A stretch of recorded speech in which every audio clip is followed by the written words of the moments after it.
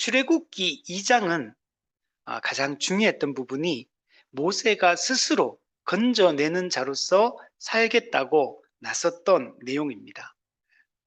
그 꿈 자체, 동족을 구원하고 하나님의 백성을 살리겠다는 그 생각 자체는 너무나 좋죠. 그러나 스스로 나섰고 실패를 하고 말았습니다. 출애굽기 3장은 하나님께서 자기 백성을 구원하기 위하여 하나님께서 모세를 부르시고 세우시는 내용이 이 출애굽기 3장에서 중요한 내용입니다. 스스로 건져내는 자가 되려고 하는 것과 하나님께서 세우셔서 건져내는 자로서 살아가는 것, 이 차이점을 이 두 본문이 너무나 잘 보여주고 있습니다. 모세는 그렇게 나섰지만 실패를 했고, 그래서 패배감을 가지고 낙심한 마음으로 미디안 광야로 도망치게 됩니다. 그리고 모세는 광야 40년 동안 우리 3장 1절에 보면 장인 이드로의 양떼를 쳤다. 이게 광야 40년 동안 모세의 삶 전체를 한마디로 요약할 수 있는 겁니다. 네. 양떼를 쳤다. 네. 근데 누구 양떼? 장인의 양떼. 내 것도 아니고 장인의 양떼. 그러니까 정말 수동적인 거. 장인의 집에 살고 장인의 양떼를 치고 장인의 딸을 자기 아내로 삼아서 그냥 아들 낳고 살았던 삶. 이거는 어떻게 보면 어떤 주인의식을 가지고 살았던 삶이 아닌 거죠. 그죠? 게르솜, 나그네다. 나는 타지에서 객이다. 이런 삶. 이런 어떻게 보면 좀 비참하죠. 이게. 우리가 뭐 좀 안 좋은 말이지만 처가살이 한다. 이러면 좀 약간 뭔가 문제 있어 보이잖아요. 그죠? 사실 그런 건 아니지만 우리가 그런 느낌 비슷하게 모세는 40년을 그냥 그렇게 살던. 사실은 모세 인생 1막의 그 내용을 보면 그렇지 않거든요. 왕자로 살았고 그리고 나이 40이 되면 나이 40이 돼도 아무것도 꿈도 없는 사람도 많은데 나이 40이 돼도 그냥 아무 생각 없이 사는 사람도 많은데 모세는 그런 사람도 아니잖아요. 나이 40이 되면 동족을 구원하겠다고 나서는 사람인 거. 스스로 건져내는 자로서 자기가 살겠다고 꿈을 가진 사람이고 비전을 가진 사람이고 자기 생각이 얼마나 확고한 사람입니까? 근데 지금은 인생 2막 광야 40년 동안에는 그냥 되게 매우 수동적인 사람으로 변해 있다는 걸 알 수가 있고 그냥 어떤 꿈도 없고 비전도 없고 소망도 없고 의욕도 없고 그냥 양치고 그냥 여기서 그냥 할 수 있는 게 아무것도 없으니까 그냥 여기서 눌러 살고 있는 겁니다. 근데 떨기나무 아래에서 하나님이 나타나시죠. 떨기나무에 불이 붙었는데 떨기나무가 타고 사그라지지 않았습니다. 그래서 모세가 이것을 보고 그 불이 붙었으나 사라지지 않는 이 떨기나무 가까이 다가가게 됩니다. 그래서 모세가 갈 때 하는 말이 이 큰 광경을 보리라. 이게 이 큰 광경이다. 이게 놀라운 거. 일반적이지 않은 거죠. 불이 붙었으면 사라져야 되는데 죄가 되지 않는 그래서 이 큰 광경 이거는 초자연적인 역사다라는 것들을 알고 이것을 보기 위해서 그곳으로 다가가게 됩니다. 그래서 하나님께서 돌이켜 오는 모세를 보시고 모세야 모세야 이렇게 부르시는 내용입니다. 사실 하나님이 먼저 모세에게 찾아가신 거죠. 떨기나무 불꽃 가운데서 여호와의 사자가 나타나서 부르는데 모세야 모세야 이렇게 하죠. 우리 앞부분에는 2절에서는 여호와의 사자라고 했잖아요. 근데 여러분 4절 보세요. 여호와께서 그가 보려고 돌이켜 오는 것을 보신지라. 그러니까 이 여호와의 사자는 곧 하나님이신 거예요, 사실. 그래서 우리 지난주에 했듯이 여호와의 사자를 천사로 해석하는 경우도 있지만 칼빈처럼 성육신 이전의 그리스도로 이렇게 해석하는 경우들도 있다. 그래서 여호와의 사자가 나타났는데 여호와께서 모세에게 모세야 모세야 부르신다 이렇게 말하고 있죠. 근데 이제 하나님이 찾아오셨는데 모세에게 뭐라고 말씀하시냐면 5절에서 이리로 가까이 오지 말라. 어디로? 떨기나무 불꽃 가운데 말씀하시는 그분께 가까이 오지 말라. 이렇게 말합니다. 우리 지난 시간에 얘기했듯이 죄인과 거룩하신 하나님 사이에는 좁힐 수 없는 간격이 있다. 그렇죠? 죄가 있는 존재는 거룩한 존재 앞에 설 수가 없는 겁니다. 거룩하지 않은 것이 거룩 앞에 서게 되면 여러분 심판을 받게 돼요. 그래서 죽게 됩니다.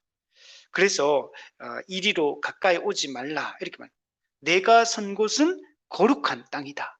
왜 이곳이 거룩한 땅이냐?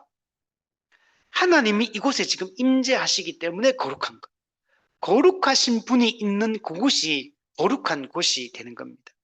하나님이 함께 하시는 곳, 거룩하신 하나님이 함께 있는 그곳이 곧 거룩한 땅이고 그곳이 그곳에 갔을 때 우리가 거룩해질 수가 있죠.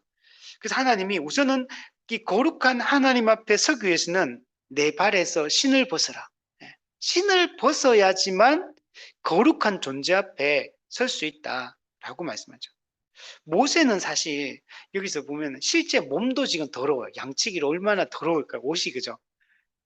때국물이 줄줄줄줄 흐르고 이렇게 했을 텐데 근데 그것도 외적인 모습이 더럽기도 하지만 실제로 그 존재가 더러운 거예요. 죄인인 거. 그래서 하나님 앞에 철저히 항복하고 굴복하고 나아온 존재가 아직은 아니잖아요. 그래서 이 하나님 앞에 서서 자신의 모든 더러움을 씻어내야 되는 거예요. 그래서 이 신을 벗는다는 말이 신 자체가 그렇잖아요. 우리가 장갑하고 신발하고 어느 게 더럽겠습니까? 신발이 더 더러울 수밖에 없죠. 그죠? 신은 모든 더러운 것을 밟고 다니기 때문에 더러운 거죠. 그래서 하나님 앞에 거룩하신 분 앞에 서기 위해서는 신을 벗으라 이 말은 더러운 걸 제거를 해야지만 하나님 앞에 나아갈 수 있다라는 걸 얘기를 하는 거죠. 이게 첫 번째 의미가 하나가 있고 두 번째 또 의미는 신을 신고 있는 것은 이제 모세는 건져내는 자로서의 사명을 감당해야 되잖아요. 근데 건져내는 자로서 하나님의 위대한 그 역사를 이루기 위해서 구속사에 동참하고 그 역사를 이루기 위해서는 하나님을 철저히 주인으로 인정을 해야 돼요. 하나님의 주되심을 인정하지 않으면 하나님의 일꾼, 하나님의 종이 될 수는 없는 겁니다. 하나님의 주되심을 인정하고 자신의 종됨을 드러내야 돼요. 그래서 그 과거에 이 신을 신은 자는 주인이고 신을 벗은 자는 노예와 종들이 있기 때문에 그래서 하나님은 네가 정말 나의 왕되심을 주되심을 인정하느냐라고 예수님이 지금 묻고 있고 그래서 요구하고 계신 겁니다. 그래서 철저히 하나님의 주되심을 인정하고 자신의 종됨을 인정하는 자가 건져내는 자로서의 사명을 감당할 수 있고 하나님 나라의 일꾼으로서 부르심을 받아서 그 사명을 감당할 수가 있는 겁니다. 여러분 이런 사람만이 여러분 하나님의 일꾼이 될 수가 있는 겁니다. 그래서 저도 이 말씀을 보면서 다시 한번 또 생각을 하게 됩니다. 저도 목회자로서 제가 감당해야 될 사명이 있고 저는 또 여러분은 여러분이 감당해야 될 사명이 있어요. 하나님이 저에게 주신 사명과 여러분에게 주신 사명이 똑같은 거예요. 다른 게 아닙니다. 여러분에게도 동일하게 우리가 이 사람 낚는 어부로서의 사명이 주어져 있고 또 우리가 목양의 사명, 영혼을 돌보고 또 살피고 가르치고 인도하고 이런 목양의 사명이 동일하게 우리에게 주어져 있습니다. 근데 하는 그 방식이 다를 뿐이에요. 저는 목회라는 이 활동을 통해서 이 일을 할 뿐이고 또 여러분은 여러분의 자리에서 이 일들을 하고 있는 겁니다. 여러분 근데 우리는 이미 거룩한 존재가 됐죠. 예수 그리스도 안에서 그리스도께서 우리의 모든 죄짐을 짊어지고 그 죄를 없앴기 때문에 우리는 이제는 자유한 존재로서 주님 앞에 설 수 있게 되었습니다.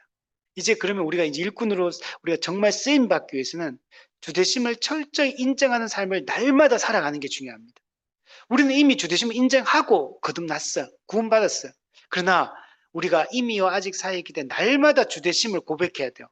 날마다 종됨을 우리가 고백해야 돼요. 날마다 우리가 나는 무익한 종입니다. 그죠?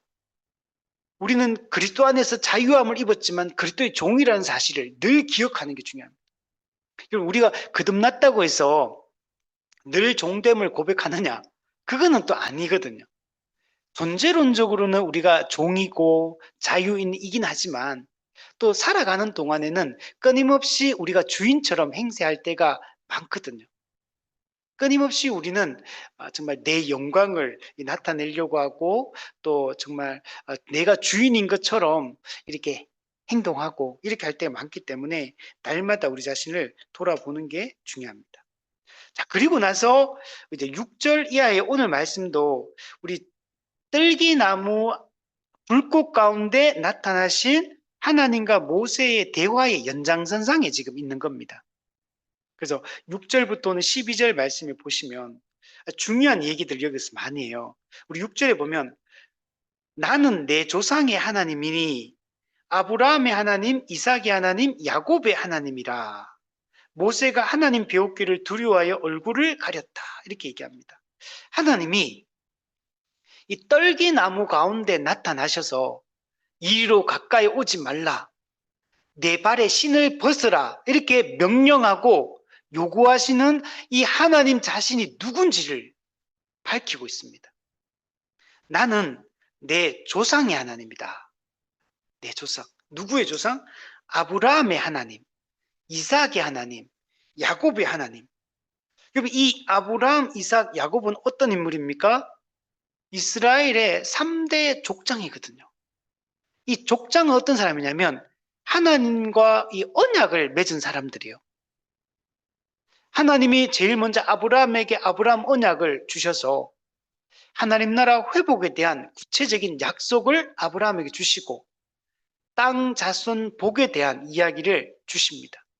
그리고 하나님은 아브라함에게 주셨던 이 언약을 이삭에게 재확인시켜 주시고 야곱에게 재확인시켜 주시고 이렇게 하시는 것들을 볼 수 있거든요. 그래서 정말 이 표현 자체가 구약에 보면 자주 반복되어 나오거든요. 나는 아브라함의 내 조상의 하나님이다.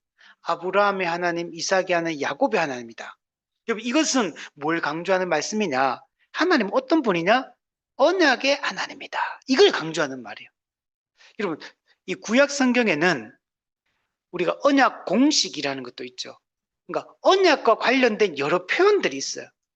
우리가 하나님의 이름이 뭡니까? 여호와죠. 여호와라는 이름을 쓸 때는 이게 언약을 강조하는 단어예요. 언약의 하나님이다라는 걸 강조하는 말이거든요. 지금 여기 있는 것도 마찬가지죠. 아브라함의 하나님, 이삭의 하나님, 야곱의 하나님, 이것도 언약의 하나님이라는 걸 얘기를 하고 있는 거. 또 뭐 나는 내 하나님이 되고 너는 내 백성이 되리라. 이것도 언약과 관련된 내용들. 그러니까 성경에는 구약에는 하나님이 언약을 주시고 그 언약을 신실하게 지키시는 분이다라는 이 언약의 하나님이라는 이 사실을 계속 반복을 하고 있다는 것들을 볼 수가 있습니다. 그리고 하나님은 하시는 모든 일은 언약을 따라 모든 일을 진행하세요. 하나님은 언약하신 대로 모든 일을 이루시는 분이다라는 것들을 보여주고 있습니다. 여기 있는 사람들은 다 믿음의 조상들. 근데 이 사람들은 하나님과 언약을 맺은 족장들이다. 그래서 하나님의 자신을 그들의 하나님이다라고 이야기하는 것은 하나님이 언약하시고 그 언약을 지금 성취하고 계시다라는 것들을 지금 얘기하려고 하는 것. 그리고 너희들은 누구냐? 언약 백성이다. 너희는 언약의 자손이다. 너희 조상이니까 이들은 그들의 후손이잖아요. 너희는 언약의 자손이다. 즉 언약의 자손이란 말은 너희는 내 백성이다. 지금 이렇게 이야기를 하고 있어요. 근데 이분이 어떤 분이냐? 떨기나무 가운데 불이 붙었으나 떨기나무가 타지 않게 하시는 하나님. 전능하신 하나님. 능력의 하나님. 천지를 창조하시고 자연 만물을 이끄신 하나님. 주권적인 뜻대로 모든 일을 행하시는 하나님이다. 이런 하나님이 바로 이 지금 어떤 누구? 이스라엘 백성. 지금 애굽에게 지금 종살이하고 고통받고 이렇게 그죠? 지금 막 무기력하게 그냥 착취당하고 있는 이런 백성의 하나님이란 너무나 대조되죠. 그들의 주인이신 하나님은 너무나 위대하시고 전능하시고 능력 있는 하나님인 반면에 지금 자기 백성인 이스라엘 백성들은 지금 이렇게 미약하고 초라하고 그죠? 곰핍하고 메마르고 근데 이들의 구원자로 지금 세우려고 하는 모세도 떴대요. 하나님이 평범한 아기가 아니었다 그랬잖아요. 이 모세를 특별한 섭리 가운데 보호하셔서 이 자기 백성의 구원자로 삼으려고 하는 모세는 어떤 사람이요? 자기 혈기를 못 이기는 자기 생각과 자기 계획과 자기 뜻대로 움직이는 그래서 실패하니까 광야로 숨어 들어가지고 그냥 수동적으로 지금 이렇게 살고 있는 모든 걸 포기하고 그냥 낙심해서 침체 가운데 위축되어 있는 근데 이런 사람과 하나님이 너무나 대조적입니다. 그래서 하나님의 능력으로 이 모든 일들을 이루어 가실 것임을 지금 내가 누구라는 사실을 선포하는 걸 통해 나타내고 있는 거예요. 나는 내 조상의 하나님이다. 아브라함의 하나님, 야곱의 하나님, 이삭의 하나님이다. 여러분 이 이야기가 이스라엘 백성들에게는 어떻게 들리겠습니까? 여러분 하나님이 다 하실 것임을 이들에게 확신시켜 주는 것. 여러분 과거의 아브라함이 위대한 인물이었습니까? 명년 이맘때 내 자손이 있으려 했는데 막 그죠? 종을 막 자기 아들을 삼고 하가를 자기 아들을 삼고 그죠? 하나님 있다 그러니까 막 웃고 막 못 믿고 막 그런 사람이에요. 이삭도 그런 사람 아니에요. 이삭도 연약한 자고 특히 야곱도 더 확실하게 속이는 자, 그죠? 막 속여가지고 막 그게 살던 자 그런 사람이에요. 근데 이런 사람을 어떻게 합니까? 하나님의 은혜로 이들을 바꾸어서 이들을 믿음의 조상으로 하나님 만들어 가셨잖아요. 하나님의 그들과 약속하시고 하나님이 주권적으로 자기 백성을 삼으시고 그들에게 자기의 뜻을 이들을 통해 이루어 가시고 지금도 마찬가지입니다. 하나님이 모세 같은 사람 네. 그죠? 자신만만하게 이렇게 뭔가 해보겠다고 나섰다가 실패하면 그냥 쪼그라 들어가지고 그냥 뒤에 숨어 있는 낙심해서 그냥 낙심해서 헤어나지 못하는 사람 이스라엘 백성들 조금 뭔가 잘못되면 불평하고 불만족하고 이런 사람들에게 하나님이 자신을 언약의 하나님으로 나타내셔서 자신이 언약을 성취해 나가시고 이루시고 그들을 구원하고 건져내시겠다고 지금 선언해 주고 여러분 있는 것입니다. 여러분 이거는 이미 하나님이 아브라함 언약을 맺을 때 창세기 15장에서 이미 보여주셨어요. 이건 한번 찾아볼게요. 창세기 15장 17절 18절 말씀 한번 찾아보세요. 창세기 15장 17절에서 18절 말씀. 해가 져서 어두울 때 연기 나는 화로가 보이며 타는 횃불이 쪼갠 고기 사이로 지나더라. 그날에 여호와께서 아브라함과 더불어 언약을 세워 이르되 하나님이 아브라함과 언약을 세우는데 어떻게 세웠냐? 새를 쪼개고 그 쪼갠 고기 사이로 누가 지나갑니까? 타는 횃불. 이 타는 횃불이 홀로 지나가는 것. 이 아브라함 언약이 은혜 언약인 이유가 바로 여기 있는 것. 행위 언약은 양 당사자의 조건이 있는데 이거는 그죠? 이런 언약을 이제 편무적 언약이다 이렇게 하거든요. 그 행위 언약은 쌍무적 언약. 둘이 양 당사자가 같이 이제 조건이 걸려 있다면 이거는 편무적 언약. 이거는 하나님이 홀로 약속하시고 홀로 그 약속을 지키겠다. 반드시 이루겠다고 이렇게 은혜 언약으로 선언해 주신 거예요. 지금 하나님이 이스라엘 백성 모세는 지금 낙심해가지고 지금 구원자로 세워놨는데 자기 때 자기 생각대로 마음대로 막 하다가 지금 미디안 광야에 지금 40년 동안 처박혀서 지금 이렇게 수동적으로 살고 있는 이런 모세를 이 이스라엘 백성을 하나님이 주도적으로 역사하셔서 하나님이 이들을 이끄셔서 이 모세를 들어서 사용해서 이스라엘 백성을 구원하겠다고 하나님이 언약하신 대로 이 언약을 이루시겠다고 지금 선포해주고 여러분 있는 것입니다. 놀라운 말씀이죠. 하나님은 모든 일을 언약에 근거해서 일하시는 분이에요. 하나님은 정말 자신을 계시하는 것도 또 이스라엘 백성을 보호하시고 인도하시는 것도 모든 일들 구원하시는 것도 다 언약에 근거해서 하시는 일이다 라고 이해를 할 수 있습니다. 자, 그런데 모세는 어떻게 됩니까? 모세가 하나님 배웠기를 두려워하여 얼굴을 가리매, 그러니까 지금 거룩하신 하나님, 전능하신 하나님, 언약의 하나님이 지금 나타나셨어요. 근데 모세는 이 하나님 앞에서 어떤 태도를, 하나님 얼굴을 배웠기를 두려워했다. 그래서 자신의 얼굴을 가렸다라고 얘기합니다. 여기서 그러면 모세가 두려워했다는 말은 어떤 의미일까요? 네, 그런 의미다. 이거는 이제 자신의 죄인으로서 거룩하신 분 앞에서 죽을까 느끼는 그 두려움도 물론 없다고 볼 수는 없어요. 근데 여기서는 공포심보다는 경외심, 크신 하나님, 그 거룩하시고 위엄이 있으시고 온 세상의 주인이신 그분 앞에 딱 섰는데 그분에 대한 그 어떤 하나님의 존전에서 느끼는 그 경외심, 그걸 지금 느끼고 있는 겁니다. 그래서 자신의 얼굴을 가립니다. 여러분, 이 얼굴을 가린다는 이 내용이 성경에 보면 자주 등장합니다. 구약에 보면. 얼굴을 가리는 것은 죄인이 거룩하신 하나님 앞에서 본능적으로 자연스럽게 취하는 행동이 바로 얼굴을 가리는 행동이에요. 우리는 여러분, 성경에 보면 우리는 예수님을 믿고 나서 우리는 새로운 존재가 되었기 때문에 우리는 하나님과 어때? 얼굴과 얼굴을 맞대어서 보는 자가 되었어. 대면하여 하나님을 보는 자가 우리는 되게 된 거야. 왜? 그리스도 안에서 우리의 모든 죄의 문제가 해결되었기 때문에. 우리가 법정적 칭의를 얻었기 때문에 우리는 이제 거룩하신 하나님을 이제 담대하게 나아갈 수 있어요. 그분의 존전 앞에 담대하게 나아갈 수 있거든요.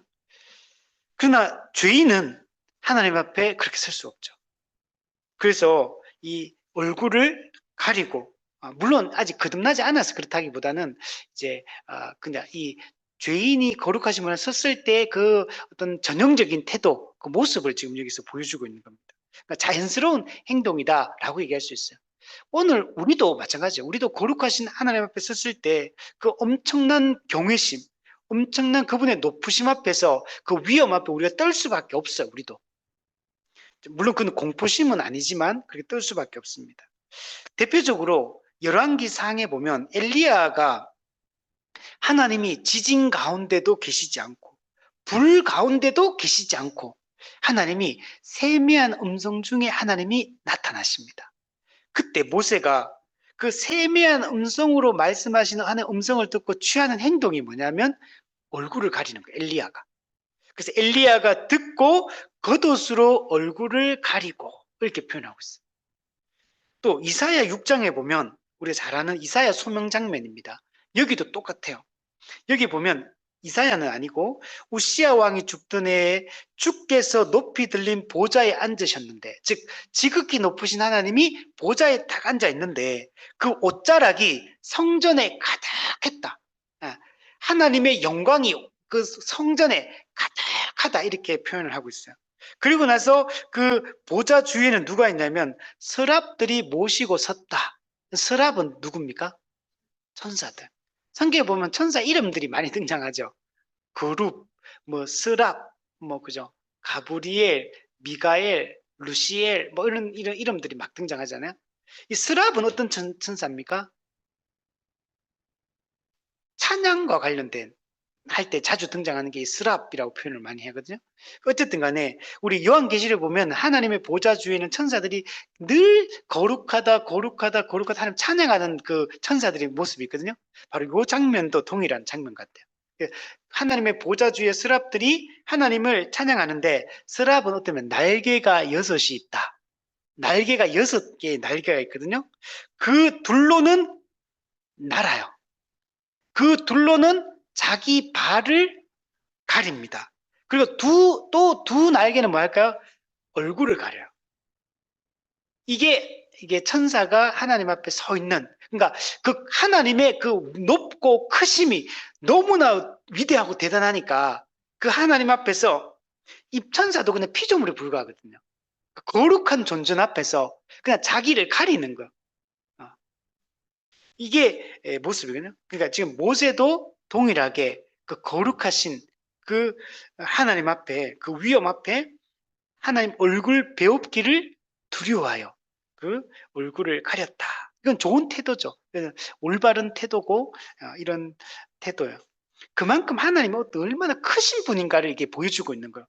그러니까 되게 대조가 되잖아요. 하나님 이렇게 크신 분인데 어떤 분이냐? 언약의 하나님인 거예요. 구원하는 하나님이신 거예요. 이런 모자라는, 이런 찌질한, 그죠? 이런 인간들을 그러나 자기 백성으로 삼고 구원하시는 하나님이신 거예요. 그 지금 7절에 7, 8절에 보시면 여호와께서 말씀하십니다. 내가 애굽에 있는 내 백성의 고통을 분명히 보고, 여러분 애굽에 있는 이 인간들, 이 사람들을 뭐라, 내 백성이라고 표현해요. 내 백성. 하나님이 이들을 자신의 언약의 자손으로, 언약 백성으로 하나님 삼으신 거. 이들은 그렇게 막 멋진 모습이 아니거든, 사실은. 그 창세기 때 족장들의 모습들, 그리고 12 아들들의 그 모습들, 그리고 여기 정착한 이후에 지금 여기서 이들이 처음에는 요셉이 살아있는 동안에 좋았잖아요. 요셉 죽고 나서 애굽의 새 왕조, 힉소스 왕조가 들었으면서, 그 18왕조가 들었으면서 막 괴롭히고 하니까 이스라엘 백성들이 그때도 와, 하나님을 찬양합니다 막 그랬을까요? 불평하고 불만하고 안 했겠습니까? 그 고통받은, 학대받으면서. 그래서 막 따지고 막 원망하고 막 그랬을 거예요. 그런 사람들이에요. 근데 하나님은 이들과 언약을 맺으셨고, 왜 언약은 아브라함 자손에게 맺었거든요. 그 내 백성이라고 말해요. 그래서 내 백성의 이 고통을 분명히 보고, 또 그들의 감독자, 애굽의 감독자, 이 애굽 감독자는 하급 관리들입니다. 애굽의 하급 관리들.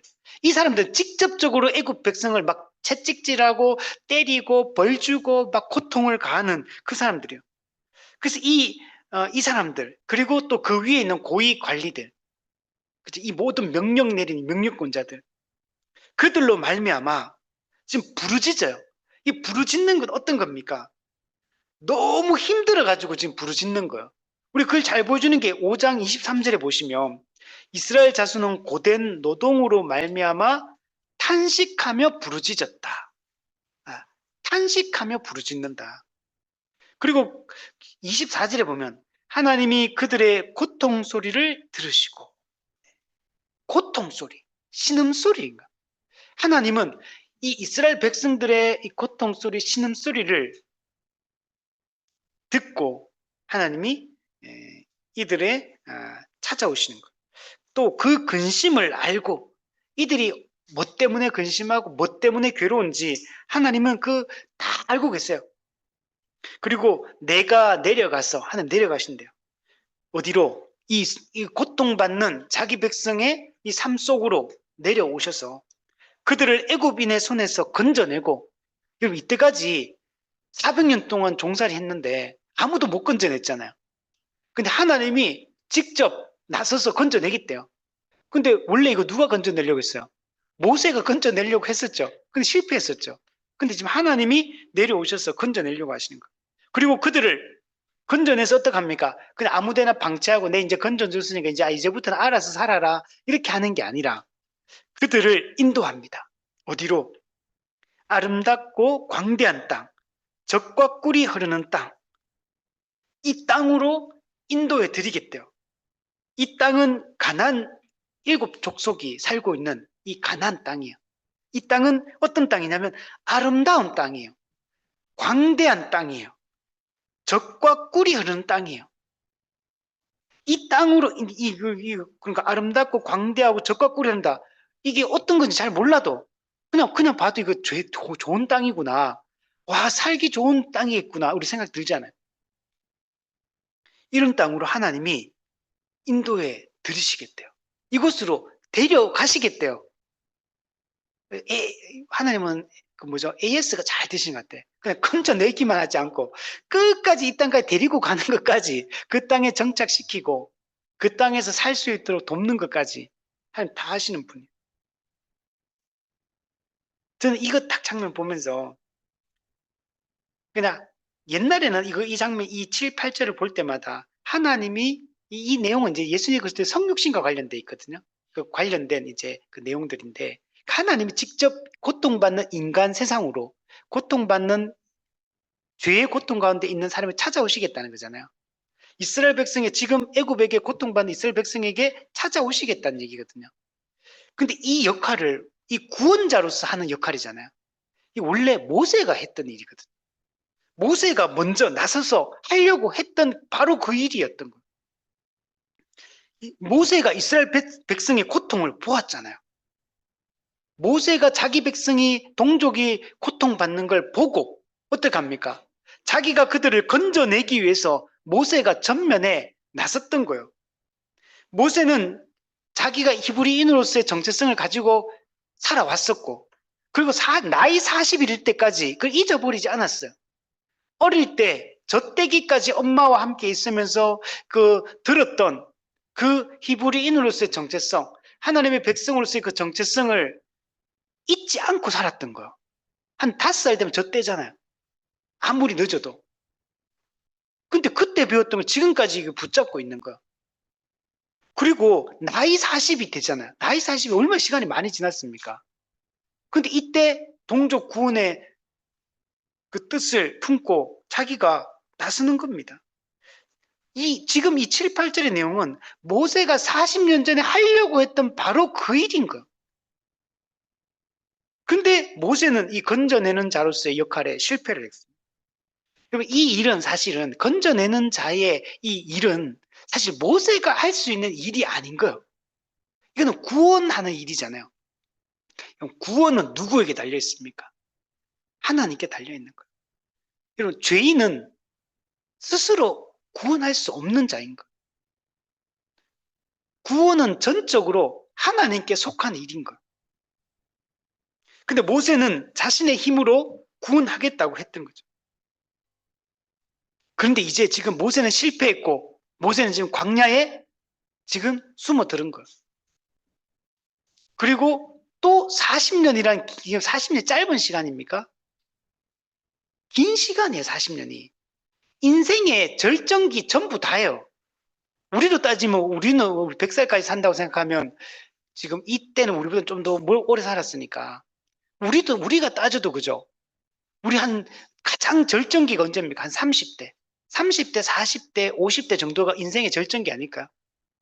물론 요즘 나이가 좀 더 60대? 40, 50, 60? 절정기. 이 절정기의 삶을 전부 다 그냥 광야에 처박혀 살았거든요. 아무런 꿈도 없고 비전도 없이 그렇게 수동적으로 그렇게 살았어요. 근데 하나님께서 이제 그 일을 하시겠다는 거예요. 하나님께서 이제 자신의 때에 자기 백성을 구원하시겠다고 말씀을 하고 있는 겁니다.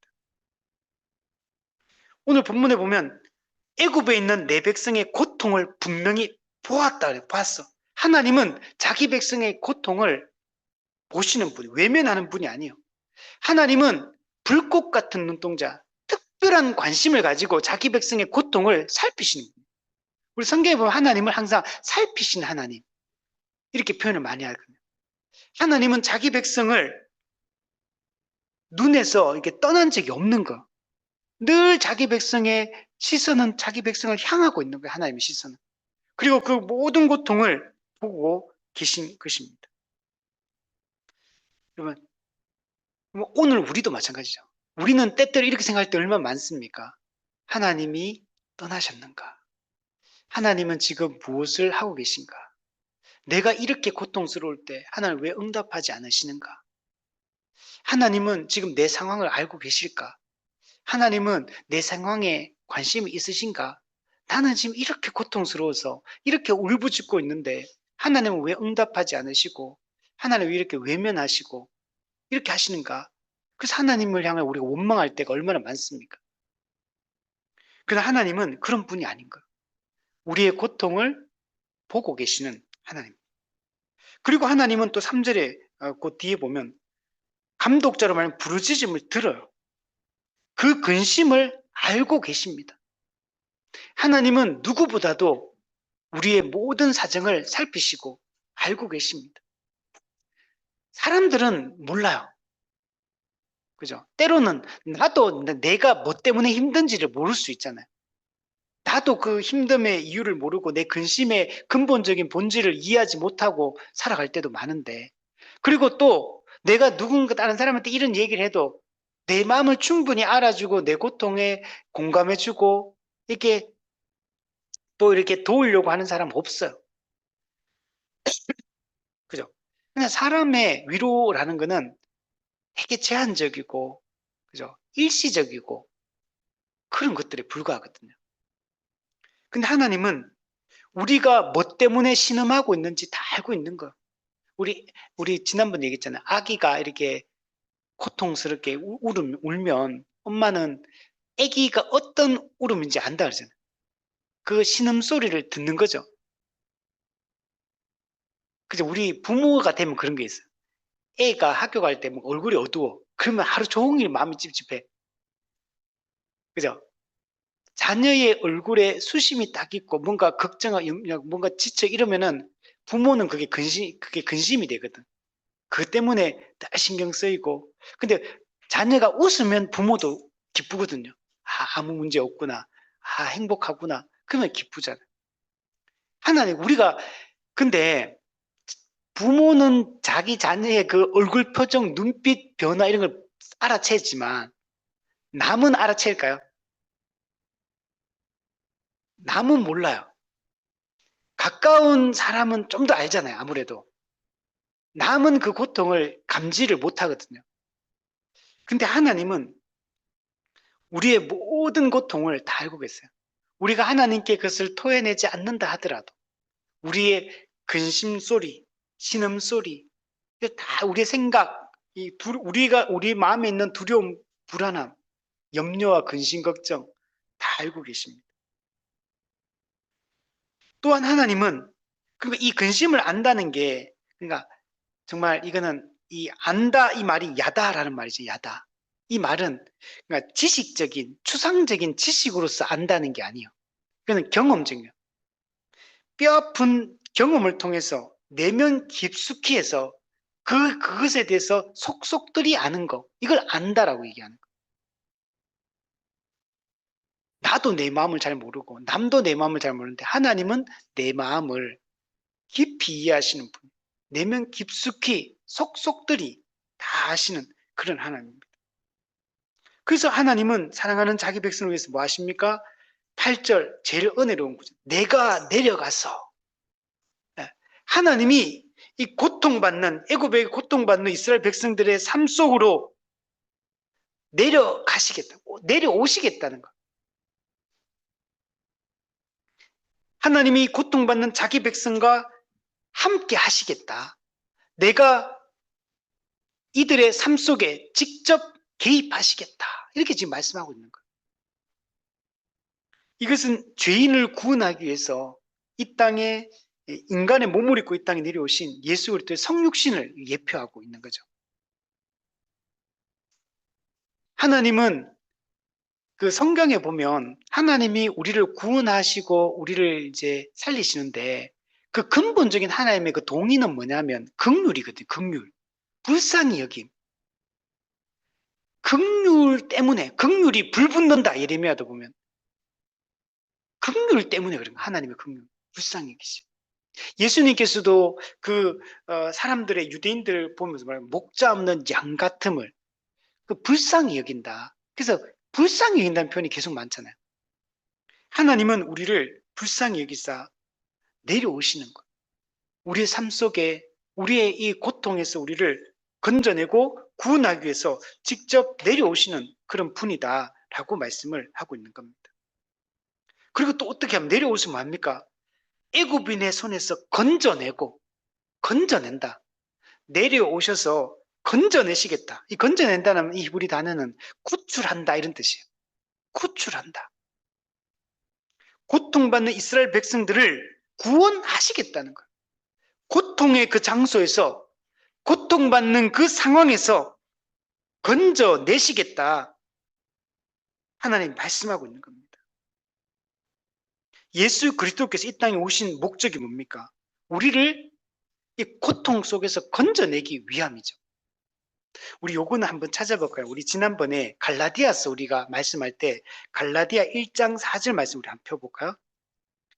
요 표현이 이 복음을 설명하는 아주 한 구절의 복음을 아주 집약해서 담고 있는 구절이죠. 갈라디아 1장 4절. 자, 우리 같이 한번 읽어보겠습니다. 1장 4절 시작. 그리스도께서 하나님 곧 우리 아버지의 뜻을 따라 이 악한 세대에서 우리를 건지시려고 우리 죄를 대속하기 위하여 자기 몸을 주셨으니, 네. 이 악한 세대에서 우리를 건지시려고. 그 건지려면 어떻게 되냐? 예수님이 자기 몸을 주셔야 돼. 그래서 이 땅에 성육신 하셔서 낮고 천한 인간의 몸을 입고 자기를 비하하셔서, 그리고 그 비하의 정점에 뭐가 있습니까? 십자가 죽음이 있는 거. 그 십자가 죽음은 형벌적 죽음이에요.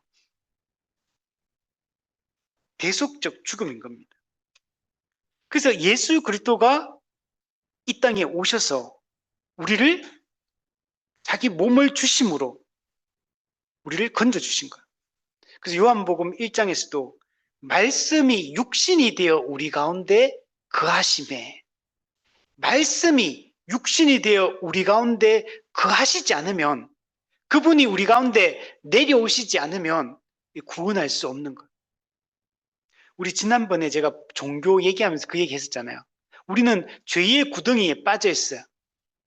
근데 유교는 뭐라 그랬어요? 유교는 뭐 하는 거라고?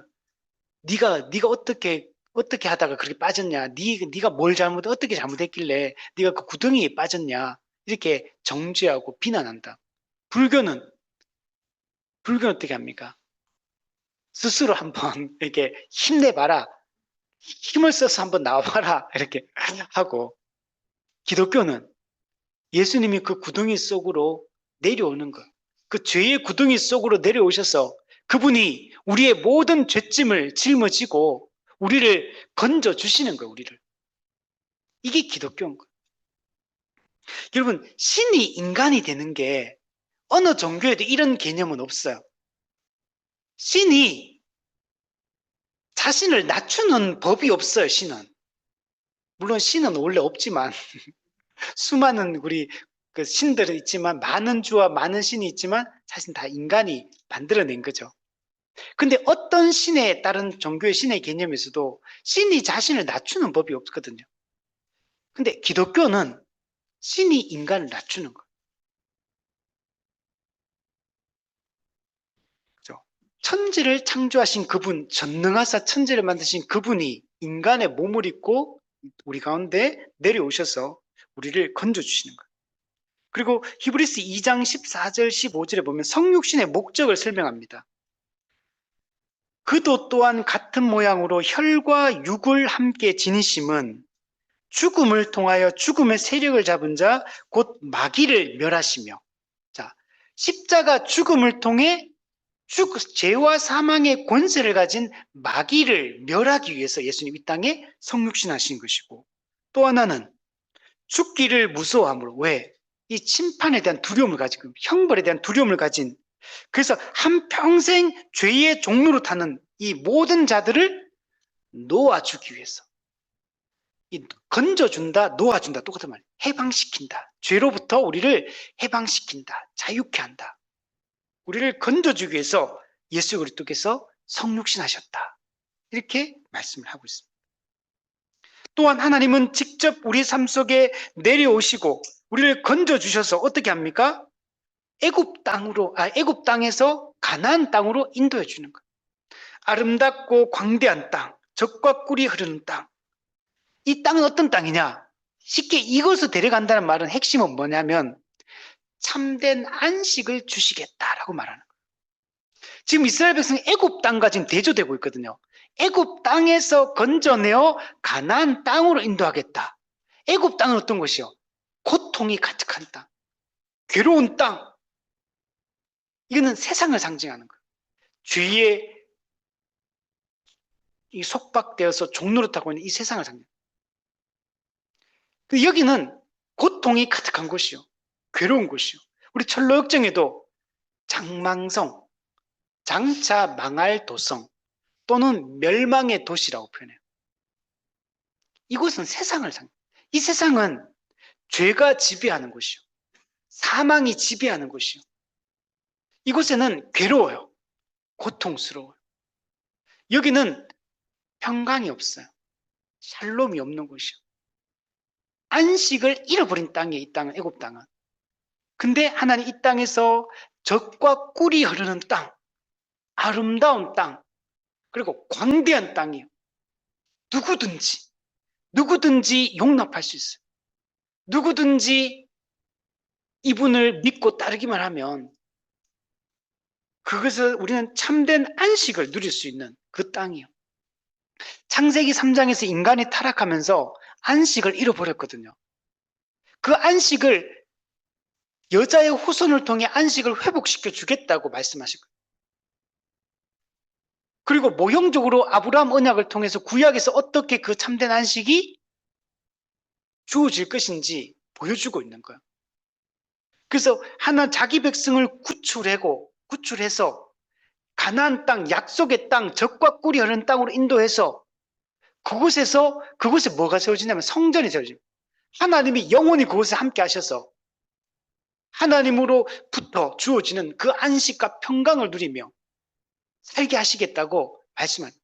풍요롭고 부족함이 없고 모든 이제 대적들이 다 물리쳐진 상태. 이제는 더 이상 우리 공격할 수 없는 이런 땅으로 인도해 주시겠다고 지금 하나님이 말씀을 하고 있는 겁니다. 우리는 이미 이 땅에 들어온 사람이에요.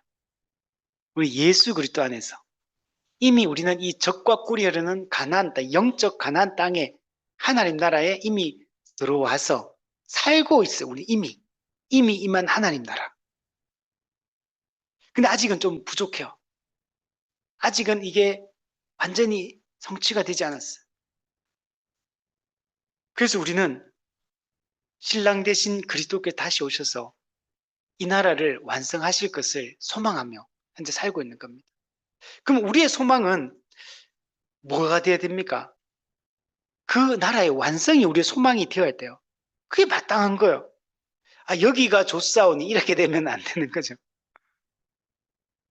우리는 여기가 좋사오니 오기는 와야 될 것 같은데 좀 천천히 와주시기를, 약간 이런 느낌 같아, 그죠?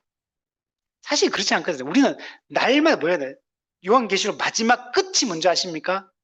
주여 어서 오시옵소서, 아멘, 끝이요. 성경 전체를 닫는 말씀이 주여 어서 오시옵소서, 이게 성경에 보면, 신약 성경에 보면 끊임없이 하는 말이에요. 주의 재림을 기다리고 고대하라는 거죠. 신랑이 갑자기 오실 것이는 당 깨어서 정신을 차리고 신랑을 맞이할 기름을 준비해라. 등불은 가지고 있어, 둘 다. 근데 기름이 없어. 기름을 준비해라. 이게 성경의 명령이잖아요. 여러분, 하나님은 우리에게 이 참된 안식을 주시고자 하는 거예요. 그래서 지금 현재적으로 이 안식을 누리는 자는 영원한 안식을 고대하게 되는 거예요. 우리 영국의 청교도 리차드 백스트가 쓴 성도의 영원한 안식. 그 하나님 나라의 완성이 이루어질 때만 그 영원한 안식이 주어지게 되거든요. 우리는 늘 그것을 소망하며 살아가는 사람이에요. 그래서 늘 우리는 어떤 사람이냐? 신랑 대신 예수님을 기다리며 사는 사람. 늘 기다리는 사람. 우리 옛날에 소풍 같은 거 춥죠? 예, 좀 하늘하죠. 소풍 가면 옛날에 우리 초등학교 때는 소풍이 얼마나 기다려집니까? 그죠? 뭐 수학여행 이런 거 여러분도 기다리셨는지 모르겠네요. 수학여행 이거 기다리시잖아요. 그 늘 기다리면 얼마나 그 기다립니까? 이제 몇 밤 남았다, 몇 밤 남았다 이러면 기다리잖아요. 우리 신자들은 지금 그래야 되거든요. 예수님 언제 오시지, 언제 오시지, 언제 오시지 막 늘 그 고대함을 기다리면서 사는 게 신자의 삶이어야 돼, 이 땅에서. 목사님, 그 언제 그럽니까? 지금 직장도 가야 되고, 공부도 해야 되고, 뭐도 결혼도 해야 되고, 그죠? 애도 낳아야 되고, 그죠? 소도 키워야 되고. 이게 우리가 해야 될 일이라고 생각해요. 그러니까 기다리진 않아. 사실 그러면 안 돼요. 주여 어서 오시오. 늘 기다리는 게 그게 일상이고, 그게 우리의 가장 주된 목적이어야 되거든요. 근데 그러니까 우리가 지금 참 문제가 많아요, 사실은. 현재 우리의 삶이, 그러니까 우리가 일상을 포기하라는 얘기가 아니고, 일상의 삶이 늘 주님을 고대하고 기다리는 사람처럼 일상을 책임과 함께 살면서 그걸 기다리라는 얘기를 하고 있는 거거든요. 그래서 열심히 살아야 돼, 열심히. 열심히 살면서 우리가 기다리는 삶이 되었으면 좋겠어요. 이거는 참된 안식을 소망하는 거예요. 여러분, 진짜 안식을 소망하십니까? 이 땅의 삶이 정말 지옥 같은 삶인 사람들이 얼마나 많습니까? 죽지 못해서 사는 사람이 얼마나 많아요. 정말 각 사람이 때로는 괜찮지만 때로는 진짜 정말 그죠? 정말 너무 힘들다, 인생이. 이렇게까지 힘들어도 되는가? 이런 생각이 들 정도로 힘들 때가 있죠. 제가 어제 요즘에 부동산에 대해 좀 관심이 있어가지고, 제가 사겠다는 게 아니라 경제에 대해 관심이 있어서 이제 부동산에 대한 이런 이제 유튜브 이제 강의들을 조금 들었었는데, 그 중에 하나가 뭐냐면 전세 사기에 대한, 청년들의 전세 사기 이거 가지고 이제 다뤘던 내용들이었거든요. 와, 지옥 같더라고, 진짜. 진짜 고생해가지고 막 이제 그 해가지고 영끌해가지고 전세를 이제 좋은 좀 큰 집으로 좋은 집으로 얻어가 들어갔는데 사기를 당해가지고 다 잃어버린 거야. 그게 뭐 자기한테 실제로 전세 보증금에 돌아온 거는 경매로 넘어가가지고 다 하고 나니까 남는 게 하나도 없어, 자기한테. 그러니까 이게 젊은 사람인데 어떤 사람은 이런 경우도 있더라고. 앞에 집에 전세 세입자가 살고 있는데 이 사람이 이제 전세 끝나건 이 사람 나오고 이 사람이 이제 이쪽 전세집을 계약해가 들어가려고 이사한 날짜에 왔는데 이상한 거야. 앞에 살던 사람도 사기를 당한 거고 세입자로 들어오려고 짐 싸가 여기 왔는데 이 사람도 사기를 당한 거야. 둘 다 이중 전세 사기를 했더라고. 하여튼 뭐 어떻게 그렇게 됐더라고. 그래가지고 이 집에 들어오려고 짐 싸가 와가지고 못 들어가고 이제 있는 상황인데 애기가 한 명 있더라고. 애기하고 이제 그렇게 세 명이더라고, 가족이. 청년이더라고요. 그런데 여기서 이제 이 상황에서 어쩔 수 없어가지고 이제 집 못 들어가서 그래서 빨리 월세를 구해가지고 거기 들어가 있는데 이게 해결이 안 되는 거. 근데 그러니까 이 사람이 그러니까 이 문제를 해결하기 위해서 이렇게 되고 저렇게 되고 다 방법 다 해가지고 했는데 이 방법이 없는 거야. 이게 법에 이렇게 틈이 있더라고. 그 틈을 노려가지고 사기를 쳤고, 그러니까 이게 해결할 방법이 없는 거야. 그러니까 이게 너무 고통을 많이 받은 거야. 너무 고통을 많이 받아가지고 그분이 하는 말이 마지막에 하는 말이 이제는 그 모든 거 이제 다 빨리 좀 정리하고 싶다. 더 이상 이거 생각도 하기 싫고 이제는 아직 아기가 어려서 이 고통을 안 받는데 아기가 이거 알기 전에 아기가 이거 이해하기 전에 빨리 이 모든 문제를 그냥 빨리 덮어버리고 그냥 떠나고 싶다. 근데 그 감정이 그대로 전해지더라고. 얼마나 힘들까. 그 전세 사기 요즘 되게 많더라고. 그죠? 우린도 그렇잖아요. 우리는 안 그렇습니까? 그죠? 안식이 없을 때가 얼마나 많아요. 참된 안식 하나님이 주시겠대요. 하나님은 주신다는 거. 하나님은 약속을 반드시 성취하겠다고 말씀을 하고 있는 겁니다. 이 말씀은 창세기 15장이 하나님이 아브라함에게 하셨던 그 말씀의 성취예요. 그날에 여호와께서 아브라함과 더불어 언약을 세워 이르시되 내가 이 땅을 애굽 강에서부터 큰 강 유브라데까지 내 자손에게 주노니. 여러분, 이미 하나님이 아브라함한테 그 400년 종살이 끝나고 나면 너희들을 내가 구출해내고 건져내고 너희들을 어디서 애굽 강 나일강에서부터 큰 강 유브라데까지 그 땅 전체를 하나님이 자기 백성에 주시겠다고 이미 창세기 15장에서 약속했고 그 약속을 지금 예수님이 지금 성취하시겠다고 지금 말씀하고 있는 거예요. 지금 이 7절 8절의 말씀은 그 창세기 15장 아브라함에게 하셨던 그 약속을 지금 하나님이 내가 이제 성취하겠다, 실제로 실행하겠다 라고 지금 말씀을 하고 있는 겁니다. 그래서 9절 10절에 보세요. 하나님이 이제 어떻게 하시냐? 모세를 보냅니다. 모세를 보내어서 정말 그들을 건져내고 그리고 그들을 약속의 땅으로 인도하겠다고 지금 하나님이 말씀하고 있어요. 여러분, 40년 전에 어떤 일이 있었습니까? 모세가 자신이 이들을 건져내겠다고 나섰잖아요. 모세 자신이 내 백성에게 내가 안식을 주리라. 내가 내 백성을 내가 그들에게 참된 행복을 주리라 했는데 그는 실패했어요. 근데 하나님의 때가 돼요. 하나님이 벌써 언제면 아브라함 때니까 진짜 엄청 시간이 오래됐잖아요. 벌써 한 600년 전이에요. 600년 전. 600년 전에 아브라함에게 하셨던 약속, 애굽 강에서 큰 강 유브라데까지 이 땅을 내 자손에게 주리라. 이게 최대치로 넓은 땅이거든요. 이 땅이 엄청 넓어요.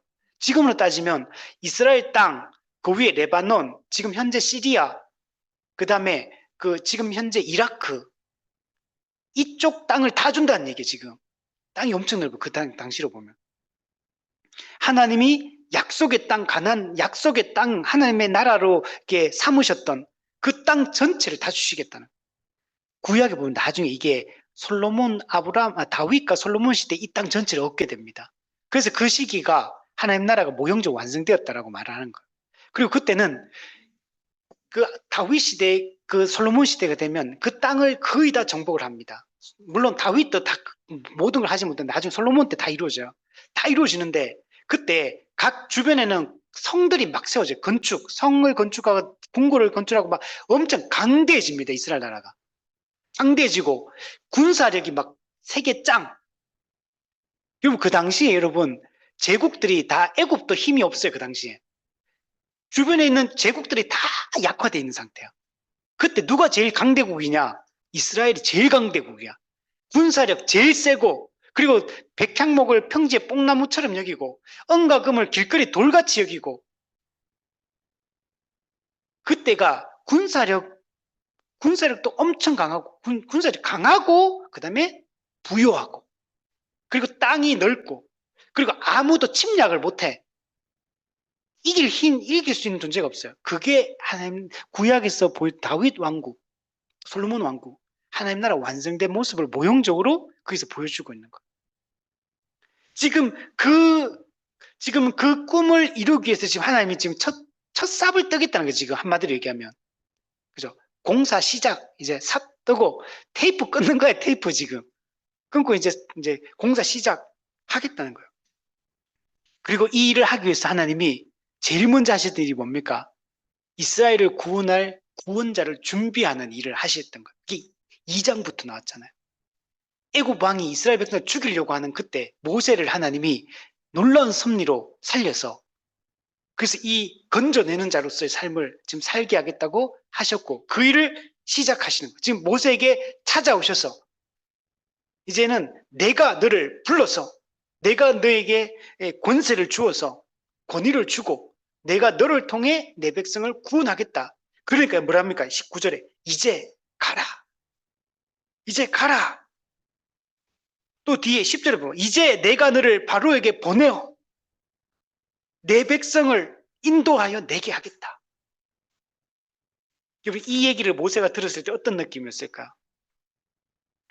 하나님, 제가 해보겠습니다. 이렇게 했을까요? 뭐가 기억날까요? 40년 전이 기억나는 거야. 자기도 그때 나서서 해보려고 했거든, 이 일을. 40년 전에 실패했던 그때를 기억하는 거야.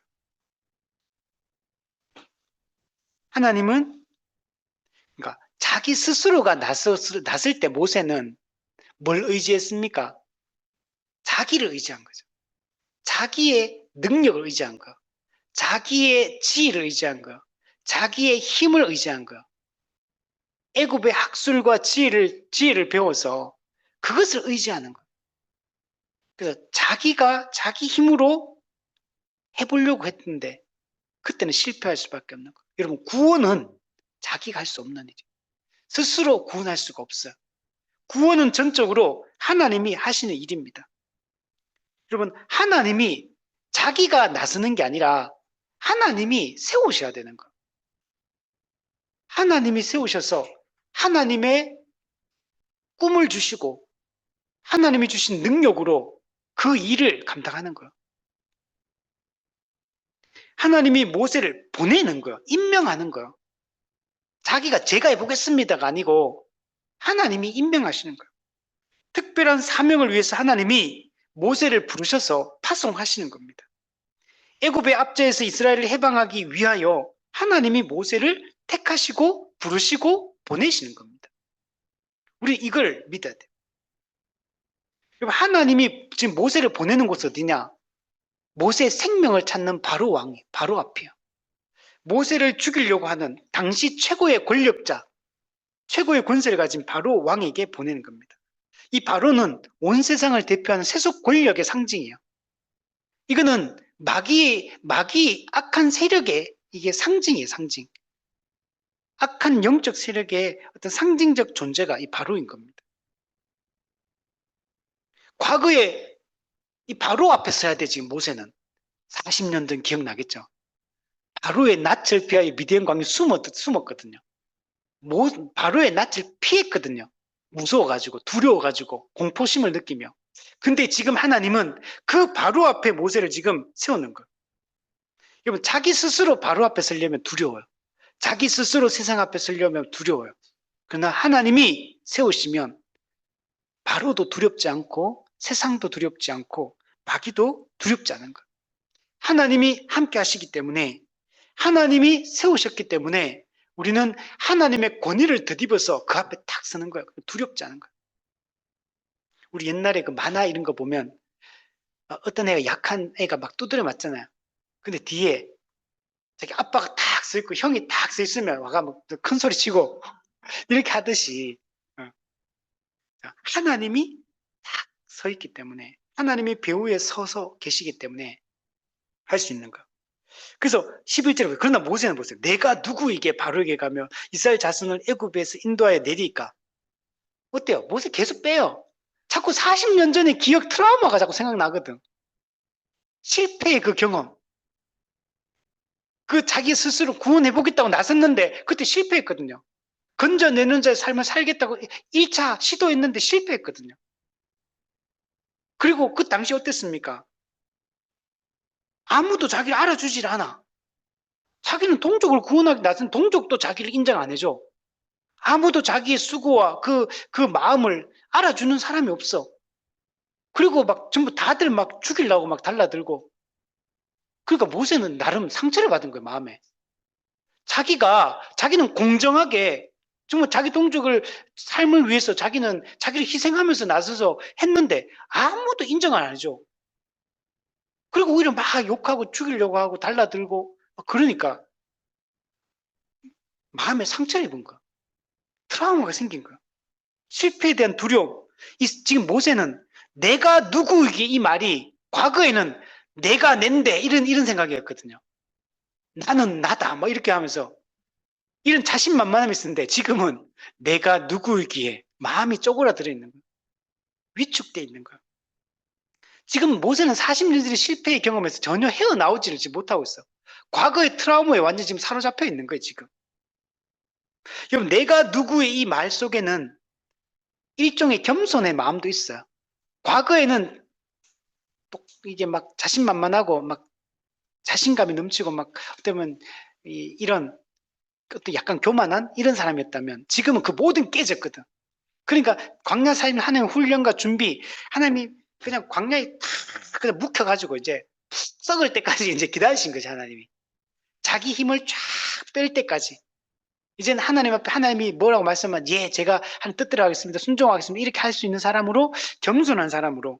하나님, 제 생각은 하나님 생각 다릅니다. 과거에는 그랬다면, 이제는 하나님 뜻대로, 하나님 뜻이 이루시기 원합니다. 이런 사람으로 바꾸기 위해서 푹 섞여서, 그러니까 내가 누구에게란 말 속에는 정말 지금 낮아진 마음, 겸손해진 마음, 온유한 마음으로 이렇게 이런 의미도 있어요. 근데 또 하나의 의미는 내가 누구의 이 말은 자기 비하의 의미가 담겨 있어요. 이게 그냥 단지 좋은 의미에서 겸손하다 이런 의미만 담겨 있는 게 아닌 거예요. 철저히 자신의 무능함과 무력함을 절실히 깨닫고 낮아지고 겸손해진 이런 모습도 있지만 지금 여전히 트라우마에서 못 벗어난, 여전히 두려워하는, 여전히 의기소침해 있는, 여전히 주눅들고 위축되고 정말 이렇게 초라한 이 마음을 가진 이런 존재인 거예요. 근데 12절에 놀라운 말씀이죠. 하나님이 내가 반드시 너와 함께 있으리라. 내가 반드시 너와 함께 있으리라. 그러니까 모세가 구원자로서의 삶을 살아가고 그 성공할 수 있는 근본적 원인은 모세는 누구에게 달려있다는 거야? 자기에게 달려있다고 자꾸 생각하는 거야. 과거에 실패해 보니까 자신 없는데 이번에는 될까? 자기 자신을 자꾸 생각하는 거. 자신의 쉽게 얘기하면 우리가 자신의 꼬라지를 자꾸 생각하는 거지.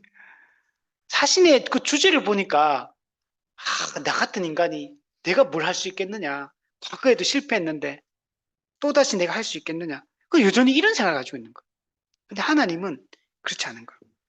내가 반드시 너와 함께 하겠다. 모세는 여전히 약한 자예요. 그러나 하나님이 이제는 모세가 하나님의 주되심을 인정하고 자신의 종됨을 인정할 수 있는 사람, 이제는 자신만만함, 자기의 힘을 의지하고 자기 능력을 의지하던 그 자신만만함은 이제 싹 썩어지고 없어졌거든요. 이제는 하나님을 의지하고 하나님만 전적으로 바라볼 수 있는 사람으로 이게 어느 정도는 준비됐거든요. 그래서 하나님이 모세에게 내가 너와 함께 하겠다. 그래서 내가 내 백성을 너를 통해 내 백성을 인도하겠다. 그리고 너희가 이 산에서 하나님을 섬길 것이다. 이 산 어디? 호렙산, 시내산. 나중에 여기서 율법 받는 이 산. 하나님이 임재하시는 이건 강림하시잖아요. 그래서 실제로 내가 이렇게 하겠다. 이것이 내가 너를 보낸 증거다. 내가 너를 세웠다는 증거다. 라고 하나님이 지금 말씀을 하고 있는 겁니다. 여러분, 모세가 하나님의 위대한 일꾼으로 쓰임 받는 것은 자기 능력이 좋아서 그런 게 아닐까. 하나님이 함께 하시기 때문에 모세가 이런 위대한 삶을 살 수가 있는 겁니다. 성경에 보면 수많은 사람들이 하나님의 그 구속 역사에 그 쓰임을 받죠. 근데 그 사람들 다 어떤 사람들이냐면 그들이 능력이 출중해서 그런 게 아니에요. 대표적으로 창세기 26장에 보면 이삭, 내 종 아브라함을 위해서 내가 너와 함께해서 내게 복을 주어 내 자손이 번성하게 하리라. 하나님이 이삭과 함께 하기 때문에 가능하다는 것. 창세기 39장 요셉, 여호와께서 요셉과 함께 하심으로 형통한 자가 되었다. 하나님의 함께 하심. 요수아 1장 9절, 나중에 모세의 뒤를 이어 요수아가 이스라엘 백성을 이제 이끌고 가나안 정복 전쟁을 시작하거든요. 그때 요수아도 두려워해요. 그때 하나님이 1장에서 제일 먼저 요수아에게 뭐냐면 네가 어디로 가든지 내 하나님 여호와가 너와 함께 하느니라. 사사기도 마찬가지죠. 사사기 6장에 보면 기도원은 되게 소심한, 밀을 포도주 틀에 타작하는 두려움이 많고 겁이 많고 소심한 사람. 근데 하나님 뭐라고 하냐? 큰 용사여. 이렇게 불러요. 저 옛날에 이거 청년 때 이거 너무 달라. 기도원은 큰 용사가 아니야. 소심한 겁쟁이. 이런 거지. 근데 부를 때는 하나님이 큰 용사라고 불러. 왜? 여호와께서 너와 함께 계시도다. 여호와께서 함께 계시기 때문에 너는 큰 용사다. 사실 기도원 꼬라지는 큰 용사가 아닌데, 그죠? 소심한 겁쟁이 이런 건데, 그런데 내가 너와 함께 있기 때문에 너는 큰 용사다. 이렇게 말씀을 하고 있는 거예요. 요한계시록 21장, 여러분 하나님 나라의 본질이 뭡니까? 하나님의 장막이 사람들과 함께 있으며 하나님이 그들과 함께 하시는 거. 하나님의 함께 하심, 최종적으로 임마누엘의 완성.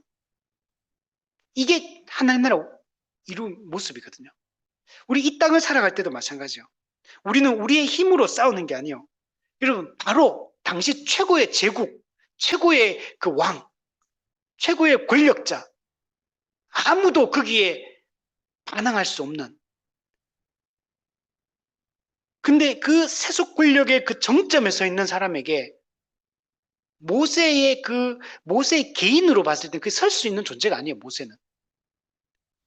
그리고 모세는 지금 트라우마를 겪고 있는 사람이에요. 스스로의 힘으로 벗어나지 못하는 사람. 근데 하나님이 이 일개 목자에 불과하고 무력하고 낙심해 있는 이 모세. 그러나 반드시 내가 너와 함께 안 되겠다. 그래서 이 모세가 이 일을 여러분 감당하게 되는 겁니다. 여러분 하나님 어떤 분이냐? 다니엘서 2장 21절 왕들을 폐하시고 왕들을 세우시는 분이다. 하나님이 바로 왕, 애굽의 그 바로 왕, 강력한 제국의 왕이라 할지라도 그 바로 왕을 폐하시는 분은 누군 하나님이다. 하나님은 그 바로보다 더 강하고 크신 분이다. 하나님은 마귀보다 더 크고 강한 분이다.